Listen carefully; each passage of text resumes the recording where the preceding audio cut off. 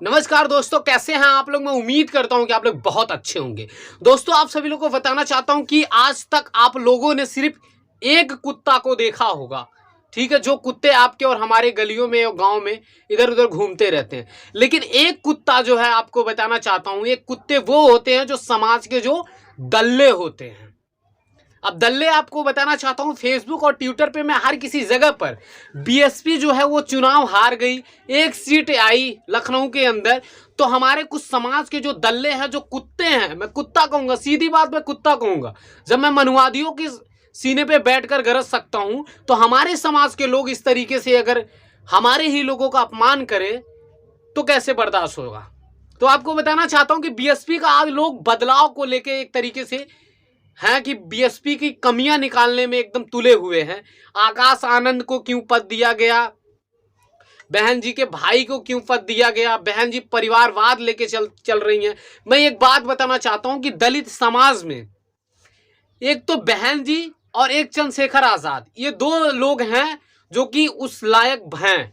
मैं ये कहना चाहता हूं, आप बहन जी का मत सपोर्ट करो, पर बहन जी का इतना तो तुम में शर्म होनी चाहिए कि बहन जी का तुम अपमान भी तो मत करो।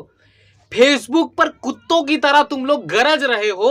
अगर तुम्हारे में औकात है और हिम्मत है और तुम्हारे अगर पिछवाड़े में दम है तो तुम सैकड़ों की संख्या में लेके पहुंच जाओ बीएसपी कार्यालय। लखनऊ के अंदर है बीएसपी कार्यालय, तुम्हारे जिले में भी होगा बीएसपी कार्यालय, चले जाओ वहां पर, बताओ बदलाव ऐसे कि ऐसे नहीं वैसे किया जाएगा। तुम तो अपने गांव से एक प्रधानी से लेके एक सदस्य तक जीत नहीं सकते, और उत्तर प्रदेश की 4 बार मुख्यमंत्री रह चुकी हैं बहन जी, और तुम लोग बात कर रहे हो ऐसे कुत्तों की तरह। फेसबुक पर, ट्विटर पे, हर किसी जगह पर तुम लोग चल रहे हो कुत्तों की तरह भूखने। शर्म कर लो यार। हो सकता है आज बहन जी का जो पार्टी है और बहन जी जिस तरीके से की हैं, कोई नीतियां और कोई चीज में गड़बड़ी रही हो, कोई कमी रही होगी, कमियों को सुधारा जा सकता है। लेकिन इसका मतलब ये नहीं है कि आप कमियों को बुराइयों में उसको तब्दील कर दे कि बुराइयां हमेशा करते रहो। कमियों को सुधारा जा सकता है। तुम और हम, अगर हम लोग आपस में सुधार कर लें तो शायद हमारा ये पूरा समाज सुधर जाएगा। हमें बीएसपी की बुराई करने से कुछ भी नहीं मिलेगा। हम तो बस इतना कहना चाहेंगे कि आप बीएसपी का आप सपोर्ट मत करो, ठीक है। मैं ये कह रहा हूं बीएसपी का आप सपोर्ट मत करो, चलो ठीक है, कोई बात नहीं, वो नीचे आ गई है। आज बीएसपी जो है हाईलाइट पे नहीं है, उस तरीके से नहीं काम कर रही है, सीट नहीं आई, आप बीएसपी का मत सपोर्ट करें। लेकिन उभरते हुए नेता हैं चंद्रशेखर आजाद भाई, आप उनका तो सपोर्ट करो, ठीक है। लेकिन ये मत करो कि तुम बहन जी का अपमान करो। अगर देखो, चंद्रशेखर आजाद को हम भाई अगर दिल से मानते हैं तो बहन जी को हम अपनी बहन मानते हैं, उनका भी एक सम्मान है, ठीक है। मानवर कांशीराम साहब के बाद अगर हमारे समाज के लिए अगर कोई किया है कुछ तो वो है बहन जी। बाबा साहब और मानवर कांशीराम साहब के बाद अगर कोई कुछ किया है तो वो है बहन जी। लेकिन कहने वाले तो तमाम लोग तमाम चीजें कहते रहते हैं। जब तक बहन जी हमारे बीच में हैं तब तक हमारा जो स्वाभिमान है और जो हम गरज रहे हैं एक तरीके से जिंदा है। बहन जी के बाद पता नहीं कोई हमारी वो ऐसी शेरनी बहन आएगी कि नहीं आएगी। सवाल तो ये पैदा हुआ तो होता है, मनुवादी साफ तौर पे कहते हैं कि डॉक्टर अंबेडकर और मानवर कांशीराम और पार्लियामेंट की शेरनी सुश्री बहन कुमारी मायावती जी, दलित समाज में अब कोई नहीं पैदा होगा। क्यों? क्योंकि हमारे समाज के लोग दलाली करते हैं, चंद पैसों के लिए अपने स्वाभिमान को बेचने का काम करते हैं। उन कुत्तों की वजह से आज हमारा जो समाज और जो बीएसपी पार्टी है आज वो बिखर गई है। इन्हीं कुत्तों की वजह से आज जो हमारा समाज है वो कई हिस्सों में बटा हुआ है। तमाम संगठन बना के रखे हैं, तमाम पार्टियां बना के रखे हैं इन्हीं कुत्तों का और इन्हीं दल्लों की वजह से। साथियों, मैं जो भी बातें कहता हूं मैं खुले तौर पे कहता हूं, मुझे किसी के बाप से डर नहीं लगता।